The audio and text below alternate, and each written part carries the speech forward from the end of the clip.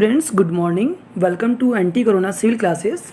तो students, strength of material second के अंदर हमने यूनिट नंबर 1 को कंप्लीट कर लिया था और यूनिट नंबर 1 के अंदर हमने डिफ्लेक्शन ऑफ बीम सीखा था।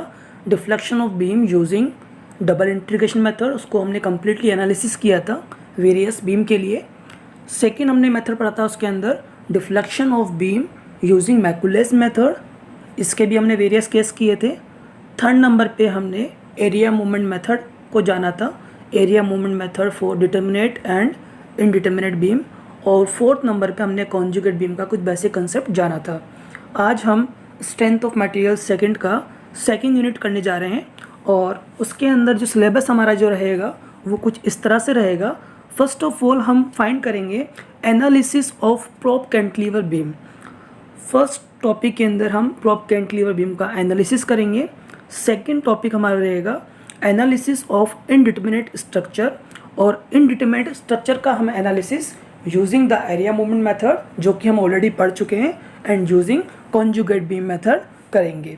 ठीक है, और उसके अलावा एक टॉपिक और है वेरी वेरी इंपॉर्टेंट, वो है हमारा combined stress and middle third rule. ठीक है, मतलब कंबाइंड स्ट्रेस क्या होता है? जब डायरेक्ट स्ट्रेस के अंदर हम बेंडिंग स्ट्रेस को ऐड कर देते हैं, देन जो हमारा स्ट्रेस आता है उसको हम बोलते हैं कंबाइंड स्ट्रेस। मतलब वेरियस स्ट्रेस को ऐड करने पर जो हमारा स्ट्रेस डायग्राम क्रिएट होता है उसको हम बोलते हैं कंबाइंड स्ट्रेस।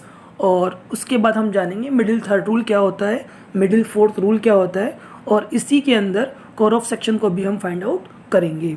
ठीक है, तो आइए हम स्टार्ट करते हैं analysis of prop cantilever beam. तो देखिए स्टूडेंट्स, प्रोप कैंटिलीवर बीम का एनालिसिस करने से पहले आपको ये पता होना चाहिए कि what is the difference between the cantilever beam and prop cantilever beam, कि कैंटिलीवर बीम और प्रोप कैंटिलीवर बीम में मेजर डिफरेंस क्या होता है। ठीक है, तो देखिए एक सिंपल सा माइनर सा डिफरेंस होता है। एक ऐसी बीम जिसके अंदर वन एंड फिक्स होगा और दूसरा एंड हमारा फ्री होगा, तो उस बीम को हम क्या बोलते हैं? Cantilever beam. एक ऐसी बीम जिसका वन एंड फिक्स है एंड दूसरा एंड हमारा फ्री है, उस बीम को हम बोलते हैं कैंटिलीवर बीम। तो ये बीम हमारी हो जाएगी कैंटिलीवर बीम। अब बात करते हैं प्रोप कैंटिलीवर बीम क्या होती है। मतलब कैंटिलीवर बीम जो होती है उसके डिफ्लेक्शन को रोकने के लिए नीचे से जो हम रिएक्शन लगाते हैं उसको बोलते हैं प्रोप रिएक्शन, और इससे जो बीम क्रिएट होती है उसको हम बोलते हैं प्रोप कैंटिलीवर बीम। मतलब कैंटिलीवर बीम के डिफ्लेक्शन को रोकने के लिए नीचे से जो हमने रिएक्शन को एक्ट किया, ठीक है, देन जो बीम बनेगी उसको हम बोलेंगे प्रोप कैंटिलीवर बीम। ठीक है, तो आइए हम स्टार्ट करते हैं अब हम analysis of prop cantilever beam. मतलब हम प्रोप कैंटिलीवर बीम का अब हम एनालिसिस करते हैं। ठीक है, तो देखिए पहले तो यहाँ पर बता दिया, एक बीम हमें दे रखी है, एक बीम है जिसमें हमारे पास एक कैंटिलीवर बीम थी जिसमें हमारा एक पॉइंट लोड लग रहा था और एक यूडीएल लग रहा था, और उस बीम के इन दोनों लोड की वजह से इस बीम पे डिफ्लेक्शन आएगा, और उस डिफ्लेक्शन को जो रोक रहा है वो ये रिएक्शन उस डिफ्लेक्शन को रोक रही है। देन नाउ ये बीम अब हमारी क्या कहलाएगी? Prop cantilever beam. तो इसका एनालिसिस हम 4 स्टेप्स में करेंगे। तो एक्चुअली में इसमें हम जो मेन चीज़ जो फाइंड आउट करेंगे वो फाइंड आउट करेंगे कि प्रोप रिएक्शन क्या होगी। मतलब कैंटिलीवर बीम जो होती है उसके डिफ्लेक्शन को रोकने के लिए हम जो नीचे से रिएक्शन लगाते हैं उसको बोलते हैं प्रोप रिएक्शन, और उसी से बनती है प्रोप कैंटिलीवर बीम। ठीक है, तो कैंटिलीवर बीम को प्रोप कैंटिलीवर बीम बनाने के लिए हमें नीचे से कितनी रिएक्शन को अप्लाई करना पड़ेगा वो चीज़ हम कैसे निकालें। ठीक है, तो उसके लिए हमारी स्टेप नंबर 1 है, first of all we find the deflection at the point B due to external loading. तो पहला काम हमारा क्या होगा? जो ऊपर से हमें एक्सटर्नल लोडिंग हमारी जो एक्ट हो रही है उस एक्सटर्नल लोडिंग की वजह से हम डिफ्लेक्शन को फाइंड आउट करेंगे। ठीक है, आपको नज़र आ रहा होगा फिगर के अंदर, मतलब पॉइंट लोड और यूडीएल की वजह से जो बी पॉइंट पर डिफ्लेक्शन आएगा इन एब्सेंस ऑफ दिस, ठीक है, वो क्या आएगा? वाई बी आएगा। तो पहली स्टेप हमारी एकदम सिंपल है, अपवर्ड लोडिंग की वजह से बी पॉइंट पर डिफ्लेक्शन को फाइंड आउट करना है। अब आइए स्टेप नंबर 2 पर। स्टेप नंबर 2 है हमारी to resist this deflection applying P load to cancel out the deflection due to the external loading. ठीक है, अब भाई पॉइंट लोड और यूडीएल की वजह से बी पॉइंट पर डिफ्लेक्शन हमारा आ गया। ठीक है, अब इस डिफ्लेक्शन को रोकने के लिए हमें नीचे से क्या लगानी पड़ेगी, प्रोप रिएक्शन। इस डिफ्लेक्शन को रोकने के लिए हमें क्या नीचे से क्या लगानी पड़ेगी, प्रोप रिएक्शन। तो अब हम क्या कर रहे हैं, टू रेजिस्ट दिस डिफ्लेक्शन, मतलब इस डिफ्लेक्शन को रोकने के लिए अप्लाइंग द लोड पी, हमें पी लोड को अप्लाई करना पड़ेगा, जो कि ऊपर से जो लोडिंग आ रही है उसके डिफ्लेक्शन को वो कैंसिल आउट कर देगा। अब हम नीचे से कितना लोड अप्लाइड करें, हम नीचे से उतना ही लोड अप्लाइड करेंगे ताकि वो उस बीम को स्टेबल कर सके, ताकि वो रिएक्शन ऊपर से जो लोड आ रहा है, ऊपर से जो डिफ्लेक्शन आ रहा है उसको मिनिमाइज कर सके। ठीक है, तो हमको सिंपल कुछ नहीं करना। फर्स्ट स्टेप के अंदर अपवर्ड लोडिंग से बी पॉइंट पर डिफ्लेक्शन निकालना है इन absence of P. Second step के अंदर पी लोड से अपवर्ड डिफ्लेक्शन निकालना है इन absence of external loading.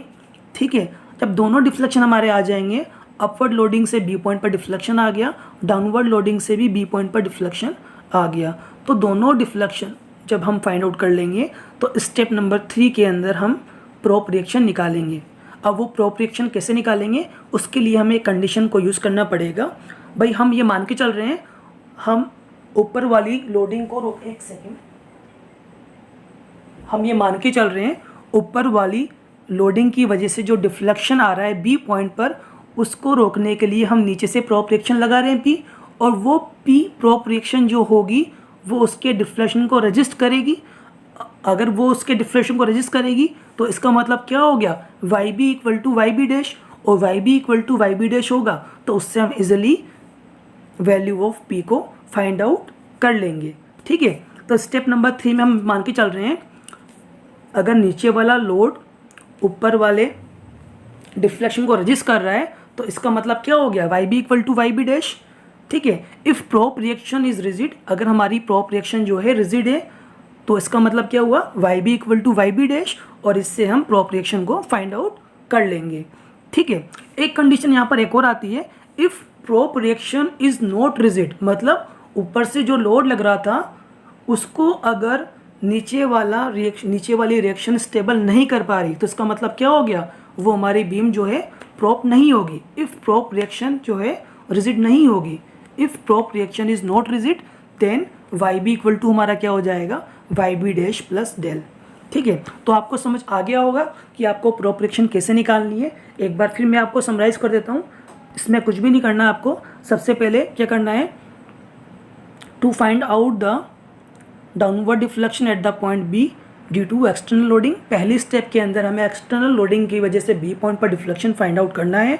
Step number 2 के अंदर जो नीचे से जो लोडिंग आ रही है उस लोडिंग की वजह से बी पॉइंट पर अगेन डिफ्लेक्शन फाइंड आउट करना है। स्टेप नंबर 3 में दोनों को इक्वेट करना है और उससे प्रोप रिएक्शन की वैल्यू को फाइंड आउट करना है। ठीक है, तो आई होप आपको समझ आ गया होगा।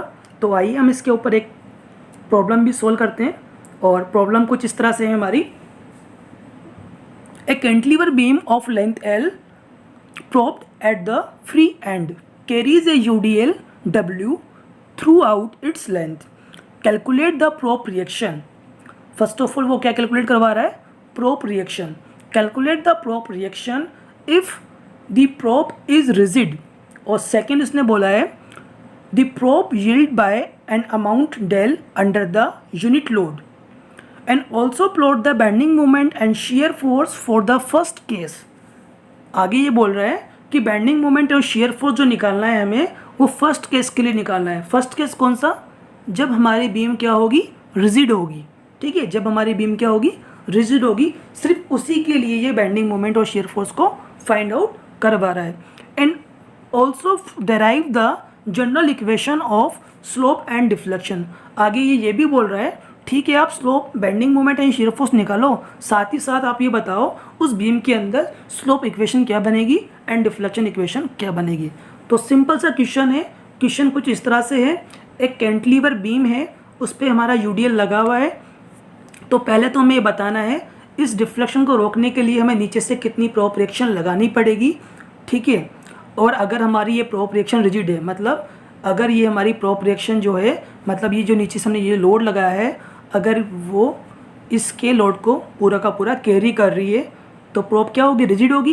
प्रॉप रिजिड होगी तब पी की वैल्यू क्या होगी। सेकंड इसने बोला है अगर प्रॉप रिजिड नहीं है, मतलब ये इसके डिफ्लेक्शन को, ये फोर्स इसके डिफ्लेक्शन को नहीं रोक पा रहा पूरी तरीके से, तब पी की वैल्यू क्या होगी। ये दो चीज़ यहाँ पर इसने पहले पूछी है।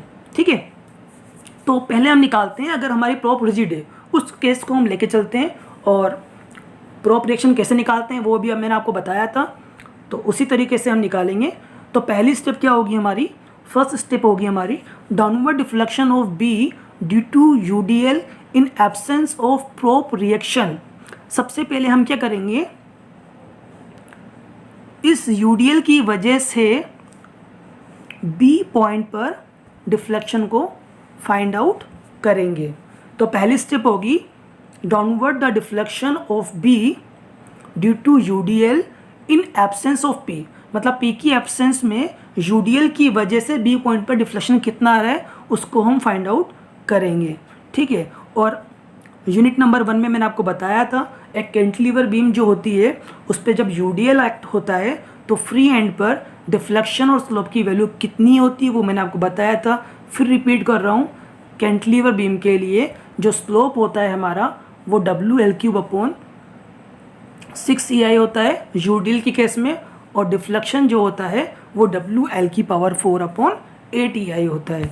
ठीक है, तो पहली स्टेप हो गई हमारी downward deflection of B due to UDL in absence of prop reaction, मतलब इस प्रॉप रिएक्शन की एब्सेंस में यूडीएल की वजह से जो बी पॉइंट पर डिफ्लेक्शन आएगा वो कितना आएगा, WL4/8EI। ठीक है, अब सेकंड स्टेप हमारी क्या होगी, सेकंड स्टेप होगी हमारी upward deflection of B due to prop reaction in absence of UDL. ठीक है, अब हम क्या करेंगे, इस प्रॉप रिएक्शन की वजह से इस बी पॉइंट पर डिफ्लेक्शन निकालेंगे यूडीएल की एब्सेंस में। ठीक है, तो हमें पता है रिएक्शन हमारी प्रॉप्ड है, तो इसका मतलब जो अपवर्ड लोडिंग की वजह से जो डिफ्लेक्शन आया था वही डिफ्लेक्शन इस पी फोर्स की वजह से आएगा। तो सेम डायग्राम हम अपवर्ड डायरेक्शन में ड्रॉ कर देंगे।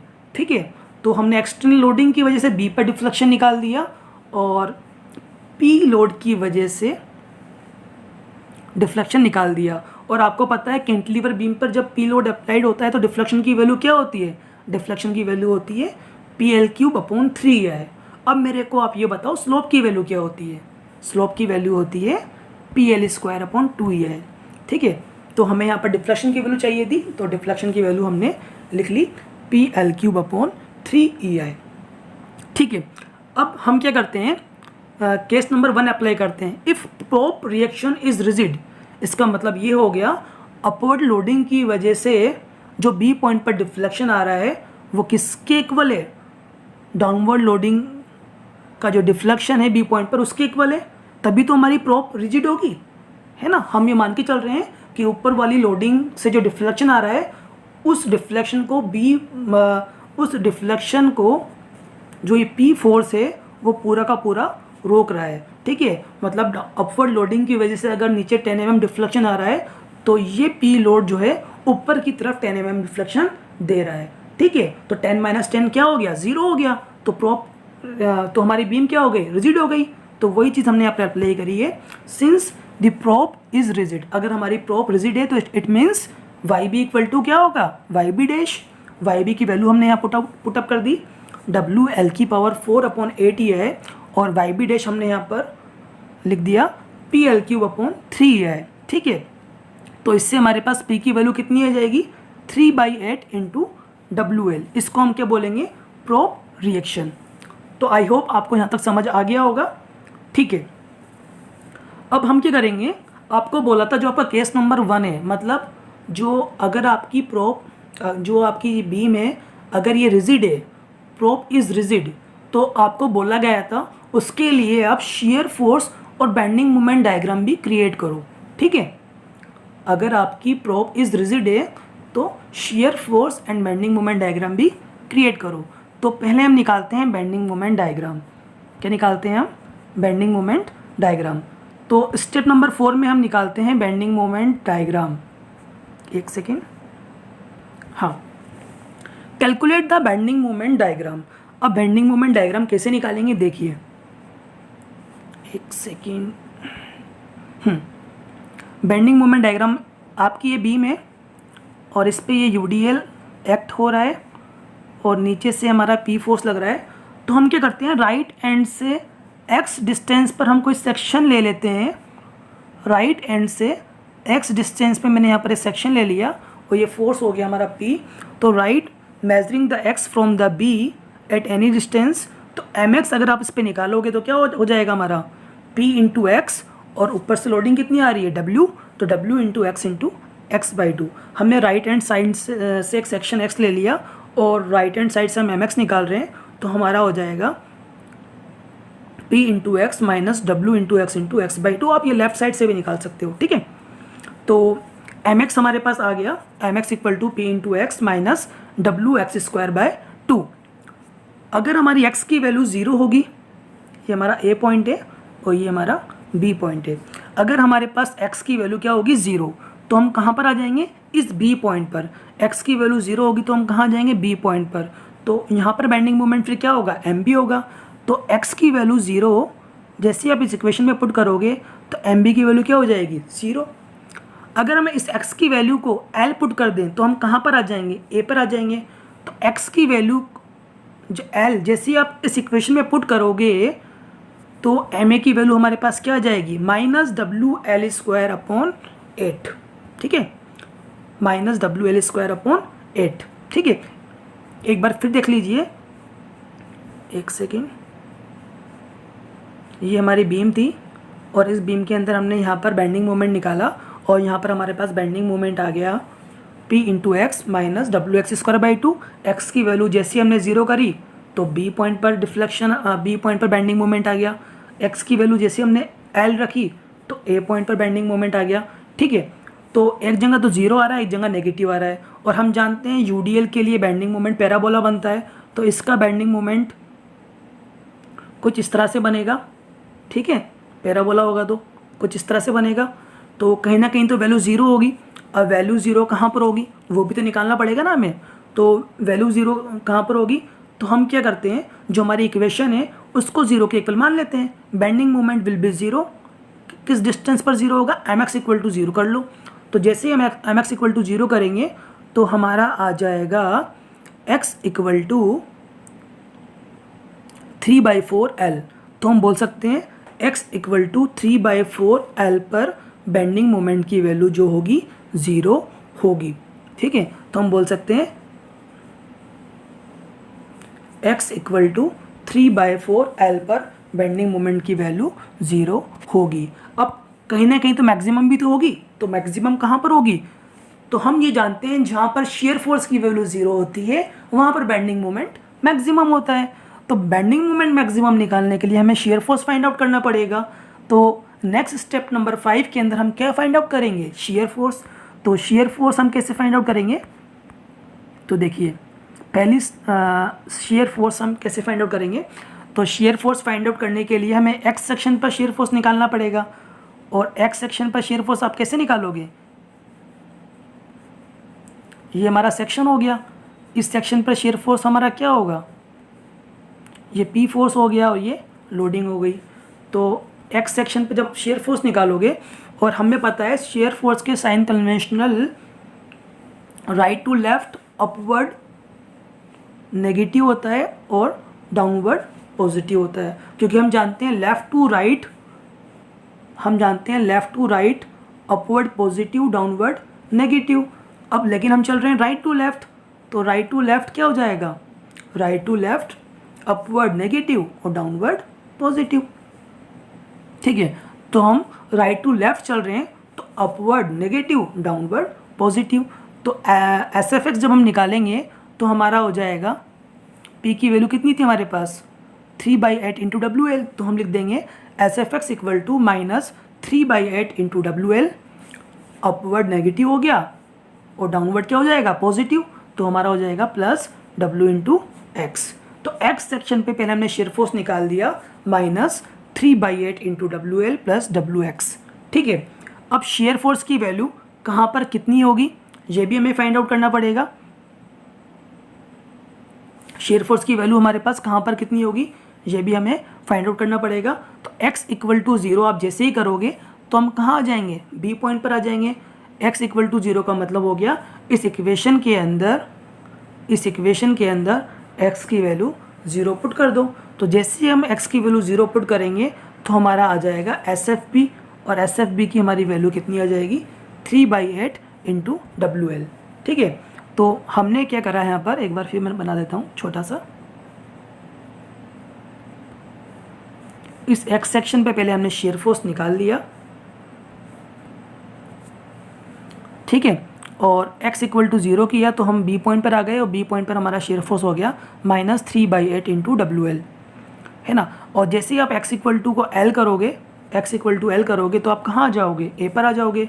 तो मतलब इस x इक्वल टू l को जैसे ही आप इस इक्वेशन में पुट करोगे तो हमारा SFA जो निकल के आएगा वो कितना आ जाएगा 5/8 इंटू डब्ल्यू एल। तो देखिए b पर तो शेयर फोर्स की वैल्यू नेगेटिव आ रही है और a पर शेयर फोर्स की वैल्यू पॉजिटिव आ रही है, और हम जानते हैं यूडीएल के लिए शेयर फोर्स कैसे बनता है, ट्रायंगल फॉर्म में बनता है, स्ट्रेट लाइन बनती है। ठीक है, तो एक पॉइंट पर पॉजिटिव आ रही है, एक पॉइंट पर नेगेटिव आ रही है। इट मीन्स क्या हुआ, कहीं ना कहीं तो शेयर फोर्स की वैल्यू 0 आएगी। तो शेयर फोर्स की वैल्यू कहाँ 0 आएगी, तो उसके लिए हम क्या करेंगे SFX इक्वल टू 0। तो जैसे ही आप SFX इक्वल टू 0 करोगे तो वो डिस्टेंस शो होगी जहाँ शेयर फोर्स की वैल्यू 0 होगी। तो जैसे ही हमने SFX इक्वल टू 0 किया, तो x की जो वैल्यू हमारे पास आई वो कितनी आई 3/8 इंटू एल। ये पॉजिटिव में है, ठीक है ना, ये नेगेटिव में नहीं, पॉजिटिव में है, बाई मिस्टेक हो गया है ना। तो x की जो वैल्यू आएगी हमारे पास वो कितनी आएगी प्लस 3/8 इंटू एल। तो हम बोल सकते हैं राइट एंड से 3/8 इंटू एल पर शेयर फोर्स की वैल्यू क्या होगी, नेगेटिव होगी। डायग्राम अगर इसका हम बनाएं तो कुछ इस तरह से बनेगा, ठीक है, क्योंकि बी पॉइंट पर वैल्यू नेगेटिव थी और ए पॉइंट पर वैल्यू पॉजिटिव थी। ठीक है, तो इसका डायग्राम कुछ इस तरह से बन जाएगा। तो हम बोल देंगे राइट एंड से 3/8 है ना ये, तो डायग्राम कुछ इस तरह से बनेगा।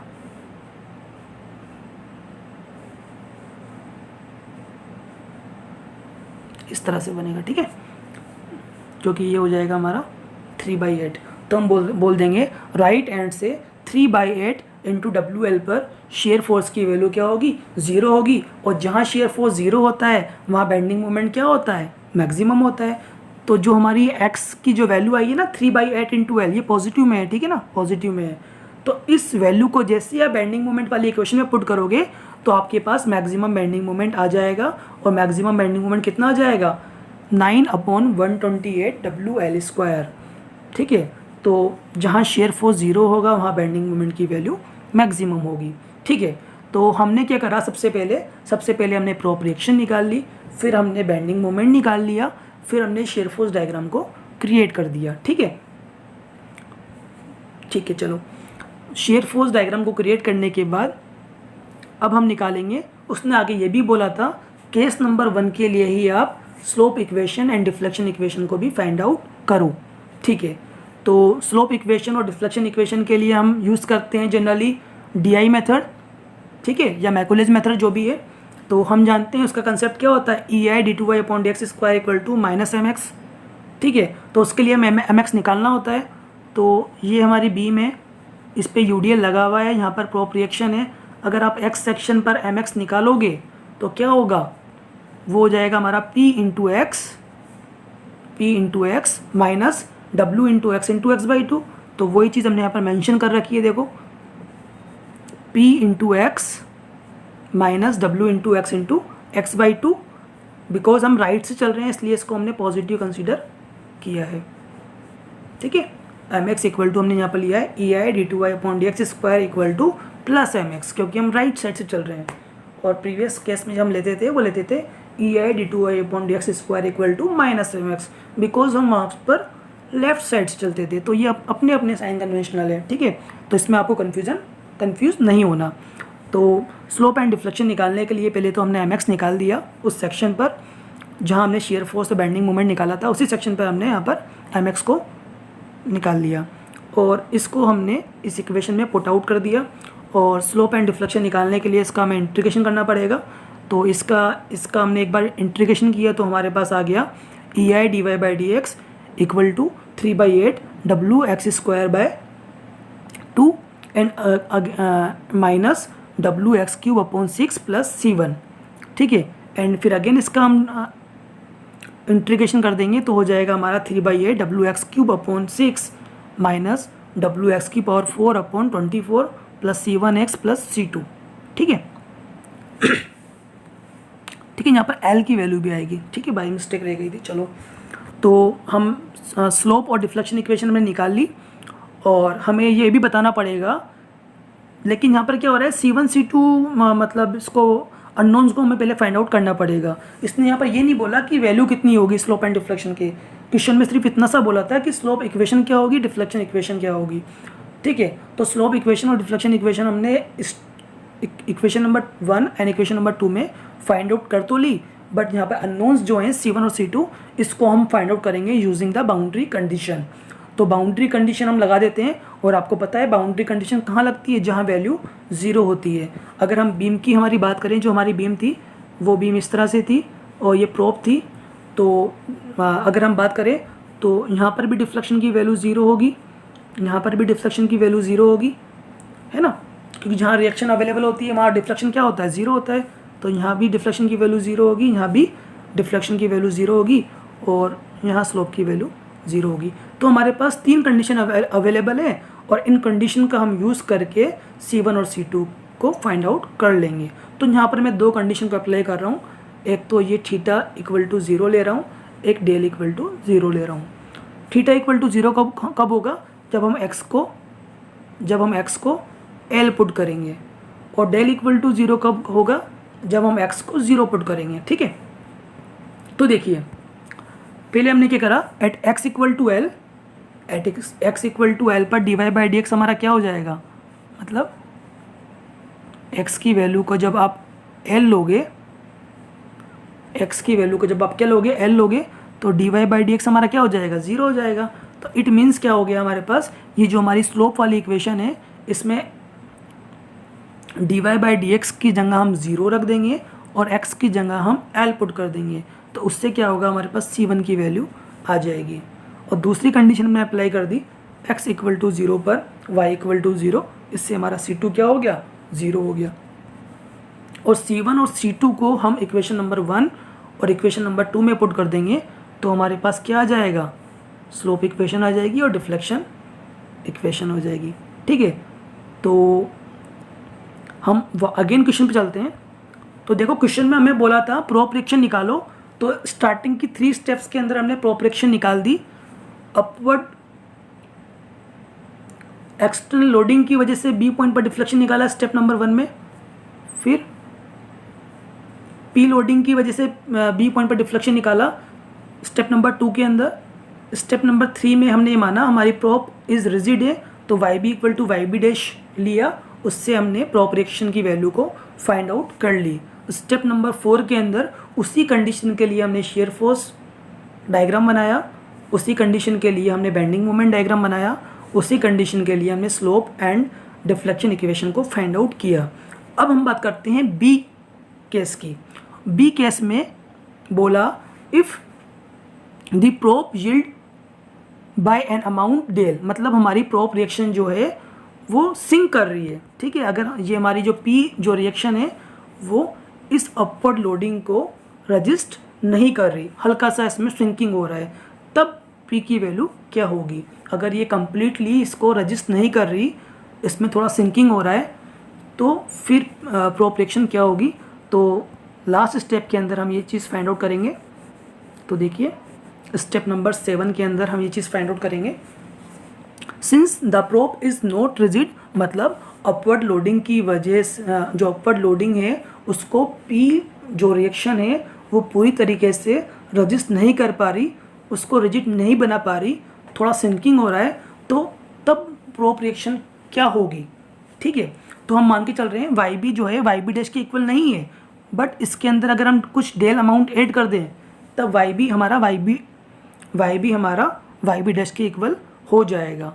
तो since prop is not rigid, यहाँ पर प्रोप जो है रिजिड नहीं है, मतलब अपवर्ड लोडिंग को पी जो लोड है वो रजिस्ट नहीं कर पा रहा पूरी तरीके से, तो हम बोल सकते हैं Y B equal to Y B dash plus del, है ना। और ये कितना सिंक कर रहा है, डेल सिंक कर रहा है, और डेल की वैल्यू क्या होगी यहाँ पर, पी डेल।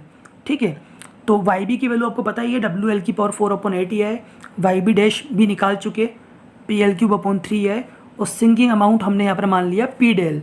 ठीक है, तो इससे हम सिंपली पी की वैल्यू को फाइंड आउट कर लेंगे, और फाइनली हमारे पास पी की वैल्यू आ जाएगी डब्ल्यू एल की पावर 4/8 है divided by L cube upon 3 है प्लस डेल। तो आई होप आपको हमारा लेक्चर पसंद आया होगा। अगर आपको हमारा लेक्चर पसंद आया तो प्लीज़ इसे लाइक कीजिए, शेयर कीजिए, सब्सक्राइब कीजिए। Thank you so much for watching this video, और नेक्स्ट वीडियो के अंदर हम इसकी नेक्स्ट प्रॉब्लम को सॉल्व करेंगे।